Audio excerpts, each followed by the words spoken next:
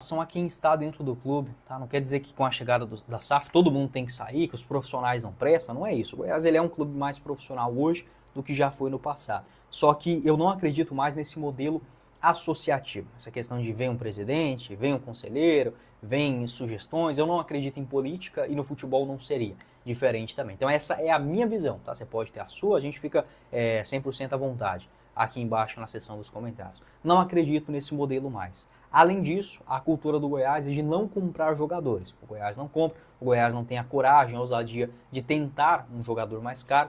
Volto a repetir, não estou falando para o Goiás trazer o Michael e o Pedro Raul para jogarem a Série B. Isso seria imprudência, o Goiás não tem essa condição. Só que se o jogador pedir 50 mil a mais, o Goiás fecha as portas. Se o jogador pedir uma compensação financeira de 3 milhões de reais, o Goiás pula lá em cima. Não estou falando para ser bobo e comprar o jogador de qualquer jeito. Não é isso, volto a repetir. Mas a questão, a coragem de ter um investimento. E hoje não é nem só em relação a pensar em título.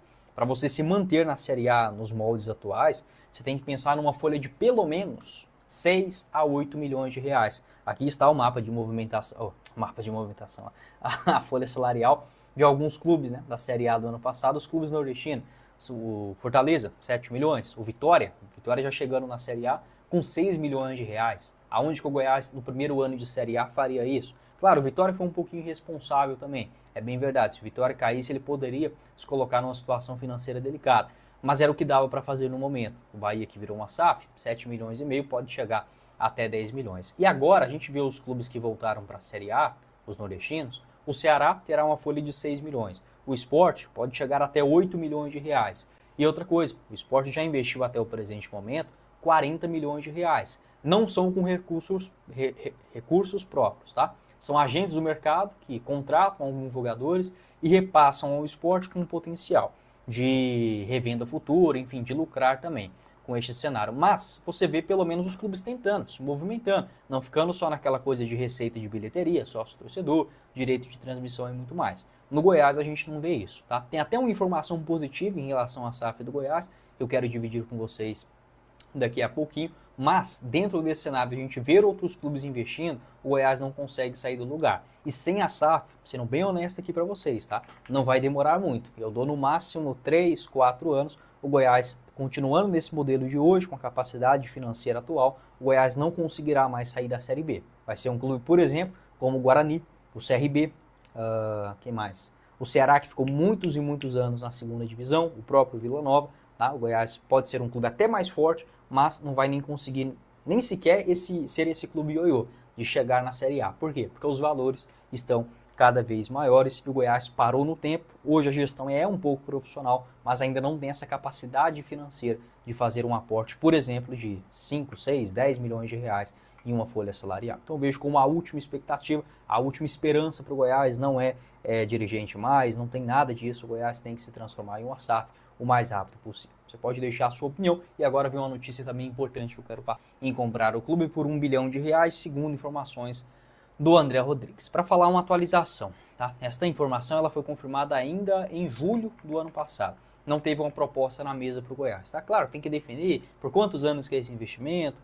a porcentagem era de 70%, mas hoje a informação que eu consegui nesta quarta-feira, tá? Eu não posso falar exatamente o que é, da forma que foi me passado, porque ainda é muito embrionário e eu acabaria explanando muita coisa aqui. Mas existe um movimento no Goiás, existe uma organização, existe um esboço já de SAF do Goiás. Valores, envolvendo também a questão da Serrinha. Volto a repetir, não posso falar exatamente o que é, porque senão eu posso acabar me prejudicando aqui, prejudicando até mesmo o Goiás. Mas o Goiás não está parado em relação a isso. Isso eu posso garantir para vocês.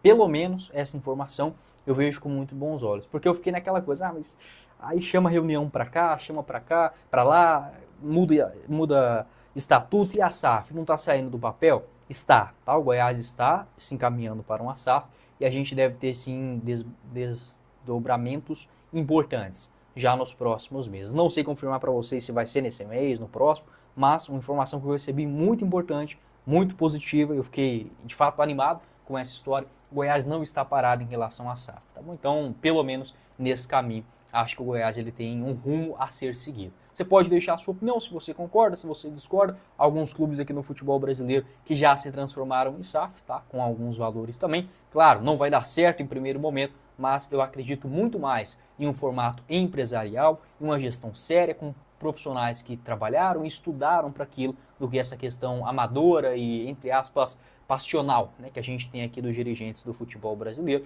e não é exclusividade do Goiás. Eu acho que o Goiás, inclusive, foi muita sorte de encontrar um cara, por exemplo, como o Ailê Pinheiro, tá? Assim como o Atlético teve o Petraglia, enfim, claro que cada um tem que saber a hora de sair. O Goiás acabou não tendo isso, o Atlético Paranaense também vem penando nas últimas temporadas, só que já deu, tá? Uma coisa tem que ser passada, o bastão segue para outro, e é isso, tá? Pode deixar o seu pitaco sobre esse assunto. Não esqueça de deixar seu like, se inscrever em nosso canal e confira o link também da Bueno Tênis Club, nosso parceiro aqui do canal, para você começar o novo esporte nessa temporada. O link na descrição do vídeo. Quem falou com vocês foi o Guilherme, nos vemos em uma próxima oportunidade. Valeu, galera!